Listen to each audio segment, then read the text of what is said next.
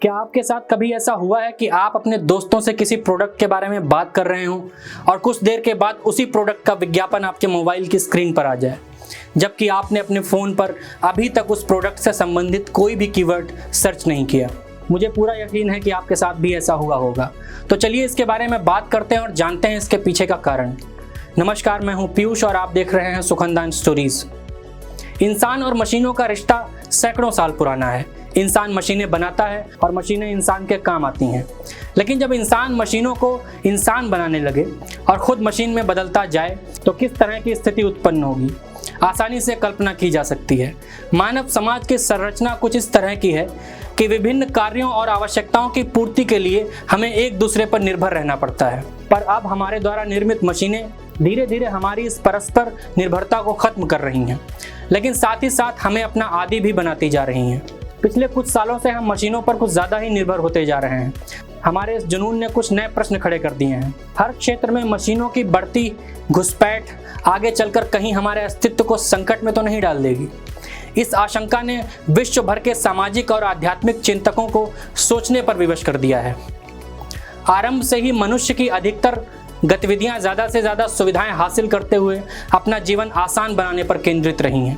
इसके लिए उसने एक से बढ़कर एक साधनों की खोज की है, लेकिन 21वीं सदी में आते आते उसकी यह सनक बहुत बढ़ गई है। अब वह मशीनों में कृत्रिम बुद्धि डालकर अपना विकल्प बनाने में जुटा है। 10 साल पहले तक उसका उद्देश्य ऐसी मशीनों का निर्माण था जो उन कामों को करती थी जिन्हें मनुष्य ना कर सकता हो, लेकिन अब नाटकीय रूप से उसका फोकस ऐसी मशीनें विकसित करने पर एकाग्र हो चुका है जो हर वह काम कर सकती है जिन्हें अभी तक सिर्फ मनुष्य ही कर सकता था, खासकर ऐसे काम जिनको करने के लिए विचार और विवेक की जरूरत पड़ती है। पिछले दिनों सामने आए चैट जीपीटी का उदाहरण हमारे सामने है। 2 महीने में अपने यूजर्स की संख्या को 100 गुना बढ़ाने वाले इस एआई प्रोग्राम ने काफ़ी चर्चा पाई है। यह हमारे लिए वह सब कुछ कर रहा है जिसके लिए हमें दिमाग, विचारशीलता और रचनात्मकता का इस्तेमाल करना पड़े। कविता लिखने से प्रपोजल बनाने तक, शोध पत्र तैयार करने से होमवर्क करने तक, मनोरंजन से मार्गदर्शन तक, आप कुछ भी कहिए, चैट जीपीटी आपके लिए तुरंत करके देता है। इसके मुकाबले के लिए गूगल भी अपना एआई चैट बॉट लॉन्च कर रहा है। चैट जीपीटी बनाने वाले ओपन एआई का DALL-E 2 प्रोग्राम आपके दिए टेक्स्ट कमांड के हिसाब से चित्र बनाकर दे सकता है। वहीं गूगल का म्यूजिक LM आपके टेक्स्ट को संगीत में बदल देता है। इनसे भी और एक कदम आगे डीप मोशन व सिंथेसिया जैसे प्रोग्राम हैं। पहला जहां आपके वीडियो को 3D एनिमेशन में बदल देता है, वहीं दूसरा आपके टाइप किए हुए टेक्स्ट को वीडियो कंटेंट बनाकर पेश करता है। ऐसे छोटे बड़े कई एआई प्रोग्राम हैं जो हमारी समस्याओं के समाधान या कार्यों के संपादन के लिए हमें सोचने या दिमाग पर जोर डालने की जहमत से बचा रहे हैं। आज बाजार में ऐसे एआई युक्त रोबोट आ चुके हैं जो ऑफिस में फाइलें भी निपटा सकते हैं, बॉस बनकर आपको निर्देशित भी कर सकते हैं, वकील की तरह अदालतों में केस भी लड़ सकते हैं, जज बनकर फैसले भी सुना सकते हैं, आर्किटेक्ट बनकर एक बिल्डिंग का डिज़ाइन भी बना सकते हैं और श्रमिक बनकर बिल्डिंग भी बना सकते हैं। खिलाड़ी की तरह मैच भी खेल सकते हैं और अंपायर की तरह निगरानी भी कर सकते हैं। ज्योतिष की तरह आपके लिए उपयुक्त जीवन साथी भी सुझा सकते हैं और आपके जीवन साथी भी बन सकते हैं। यह सूची लगातार लंबी होती जा रही है। एआई अलग अलग ऐप्स और फ़ोन के माध्यम से हमारी सारी गतिविधियों पर नज़र रखता है, जैसे हम कहाँ जाते हैं, क्या सर्च करते हैं, किससे मिलते हैं, यहाँ तक कि क्या बात करते हैं, और उसी के आधार पर हमारी स्क्रीन्स को विज्ञापन बांटे जाते हैं।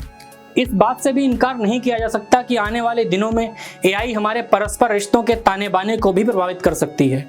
इस संदर्भ में 2013 में प्रदर्शित स्पाइक जोन्स की फिल्म हर का उल्लेख अप्रासंगिक न होगा, जिसका नायक अपनी मदद के लिए बनाए सामंथा नाम के कंप्यूटर प्रोग्राम से ही प्रेम करने लगता है।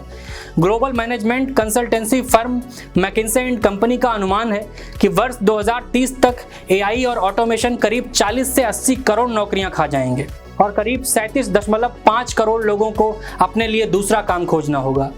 यूके की ट्रांस ह्यूमन पार्टी के वरिष्ठ पदाधिकारी और लंदन फ्यूचरिस्ट के अध्यक्ष डेविड वुड का दावा है कि वर्ष 2050 तक एआई की मदद से रोबोट हर वह काम कर सकेंगे जो अभी तक सिर्फ मनुष्य ही कर पा रहा था। सवाल यह है कि अगर सारे काम एआई ही करेंगे तो फिर इंसान क्या करेगा? जिन्हें यह लगता है कि इन मशीनों का संचालन तो इंसान ही करेगा, वे वास्तविकता से अनभिज्ञ हैं। उन्हें नहीं समझ आ रहा कि जो एआई आपके लिए फैसले कर सकता है वह अपने फैसले क्यों नहीं ले सकता। आपको अपने विकल्प के रूप में एआई की ज़रूरत हो सकती है, लेकिन एआई को विकल्प के रूप में मनुष्यों की ज़रूरत नहीं है। साल 2020 की रिपोर्ट में साइबर सिक्योरिटी के लिए एआई से मदद लेने की बात कही गई थी। इसमें कहा गया कि आर्टिफिशियल इंटेलिजेंस इंसानों के मुकाबले तेज़ी से बड़े खतरों का पता लगा सकता है। इस हिसाब से एआई इंसानों की सिक्योरिटी के बारे में खुद समझेगा और इसे कंट्रोल करने के तरीके भी खुद ही ढूंढेगा। एआई पर इस कदर निर्भर होना भी मुश्किलें ला सकता है। बताता चलो कि सिक्योरिटी के डर की वजह से इटली ने चैट जीपीटी को बैन कर दिया है। इसके बाद अब जर्मनी भी एआई चैटबॉट को बैन करने की तैयारी में है। साथ ही साथ एलन मस्क, एप्पल के को फाउंडर स्टीव समेत कई दिग्गजों ने एडवांस एआई पर रोक लगाने की मांग की है। इनका कहना है कि एआई को लेकर बड़े प्रोटोकॉल बनाने चाहिए जो कि सख्त से सख्त होने चाहिए। वहीं जो बाइडेन ने भी एआई को लेकर चिंता जताई है। एआई से भी बढ़कर है एजीआई अर्थात आर्टिफिशियल जनरल इंटेलिजेंस। अभी यह एआई फील्ड के लिए आगे का सपना है।